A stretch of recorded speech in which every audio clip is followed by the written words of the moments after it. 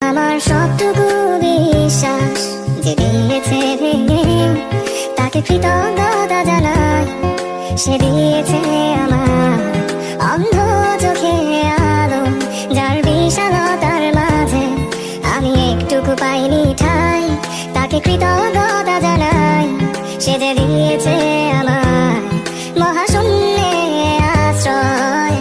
আমার সব অপূর্ণতায় যেন হয় আমার শূন্য পথের প্রতি শ্রেয়তম আশীর্বাদ।